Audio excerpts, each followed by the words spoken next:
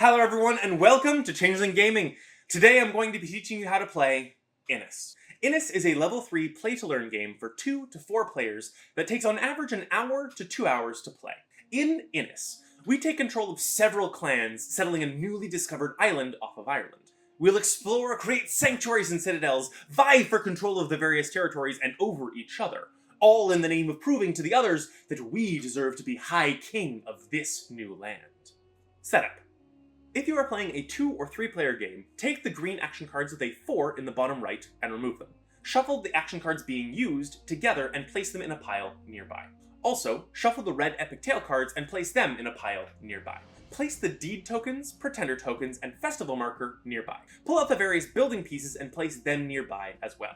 Have each player choose a color and take all 12 clan figures of that color. Each of these individual figures is known as a clan. Take the territory tiles and shuffle them together, placing them face down in a stack nearby. Take the yellow advantage cards and place them near these tiles. Draw a number of tiles equal to the number of players and place them face up and interlocked in the center of the table, such that each tile is touching 2 other tiles. Find the matching yellow advantage cards and place them face up nearby so everyone can read them.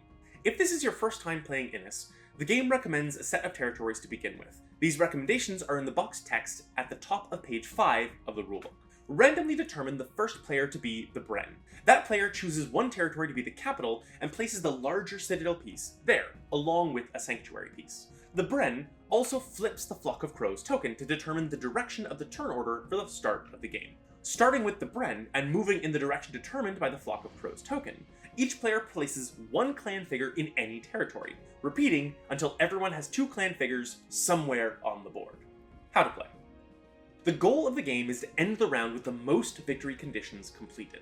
There are 3 possible victory conditions, and in the case of a tie, if one of the tied players is the current Bren, they win. Otherwise, the tie is maintained, and play continues into the next round. The 3 victory conditions are: be the chieftain over 6 other players' clans, have a clan in 6 different territories, and have a clan in territories with 6 different sanctuaries. There is one additional tool that can help with these objectives: the deed tokens. Each of these acts as a wild objective, so each deed token can be a clan under your chieftains, a clan in another territory, or a sanctuary that is next to one of your clans. Each deed can stand in for 1 victory condition, and therefore cannot be used for multiple victory conditions. The game is played in rounds, and each round has 2 phases: the assembly phase and the season phase. The assembly phase has 6 steps. Step 1 is to determine the new Bren. The Bren is the chieftain of the territory with the capital citadel. The chieftain of a territory is the player with the most clans in that territory, so whoever has the most individual clan tokens in the capital is the Bren, though in the case of a tie, the old Bren keeps the title of Bren. Step 2 is to check the victory conditions of anyone with a pretender token, and only those with pretender tokens. Doing this check at this point means there is a last chance for the Bren to change hands at the end of a round to determine the tiebreaker between potential victors. Step 3 is for the chieftains of each territory to take the matching yellow advantage cards for the territories where they're chieftain. The players must currently be the chieftain to claim these advantage cards, and if there's currently a tie, then no one can claim the advantage card. Step 4 is for the Bren to flip the Flock of Crows token to determine whether the rest of the round will be played in a clockwise or counterclockwise order. Step 5 is to deal each player 4 of the green action cards after placing 1 aside. This only applies in a 3 or a 4 player game. In a 2 player game, the process is slightly different. See page 11 of the rulebook for the change.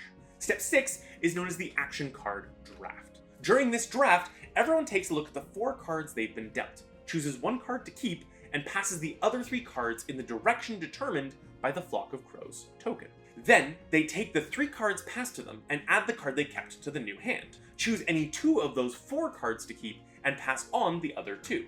Then they pick the 2 cards passed from the other side, add the 2 cards they kept, and choose 3 cards to keep, passing the last card.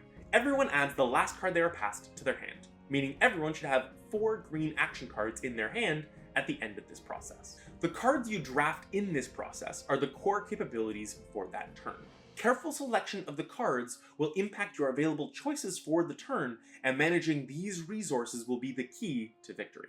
There are 2 main types of cards: season cards and Triskel cards. Season cards are played as actions on a player's turn. while Triskel cards can be played based on the condition listed on the card.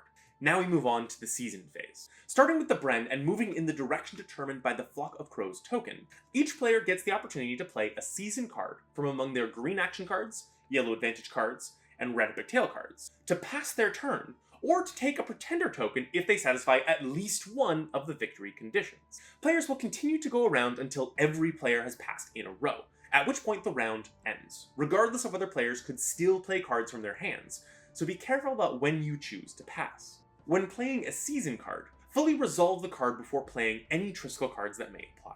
The exception is the Geese card, which cancels the card that was just played after the full intention of the card is revealed. So for instance, once a player indicates which clans they're going to move with migration and where, you can play Geese to prevent that effect. There are some additional symbols to understand that will help that are summarized on these player aids. This symbol indicates that additional clans are being placed on the board, but only as long as the player has clans available. Each player has a maximum of 12 clans they can place, no more. This symbol indicates that a building is being placed. This symbol indicates that a player's clans move from one territory to another. Oftentimes that movement will also result in this symbol, which indicates clash, which is the way combat is resolved in this game. There are too many different cards to run through the details for all of them, but hopefully this has helped. Note that any green action cards and yellow advantage cards that are played are placed face down in their discard piles, while the red epic tail cards are discarded face up. Finally, let's run through a clash. When a clash begins, whoever played the card that began the clash is the instigator. The next player from the instigator in the direction of the Flock of Crows gets the opportunity to place one of their clans in a citadel first. Placing a clan in a citadel protects it from the effects of the rest of the clash, meaning they will survive until the clash is complete and still be in the territory, emerging from the citadel once the clash is complete. All the clans not in citadels are referred to as exposed.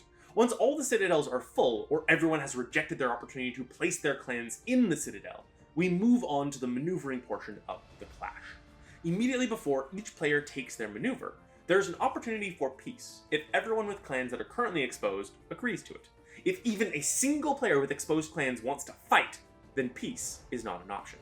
Beginning with the instigator and proceeding in order based on the Flock of Crows, each player then chooses one of 3 maneuvers to perform. Attack means they target a single other player with exposed clans. That player must either discard a green action card, or remove a clan from the board. If they cannot discard a card, then they must remove a clan.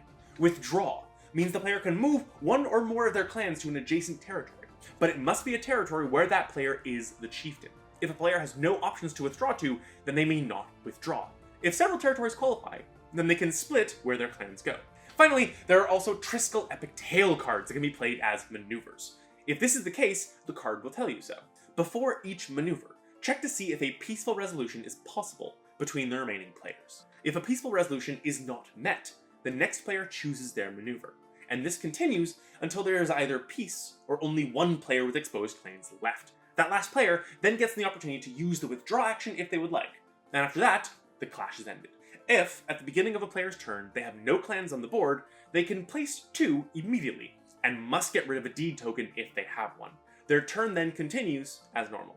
So go forth, marshal your clans, and prove to the others that you deserve to be the High King of this new land, immortalized through Celtic legends to come. If you have any questions about the game, feel free to pose them in the comments below, or take a look to see if someone else has already answered it down there, and be sure to thank them if they have. If you want to learn more about what our ranking system means, check out this video here. And if you want to learn how to play more games, check out our playlist here. And remember, keep changing, keep gaming, have fun.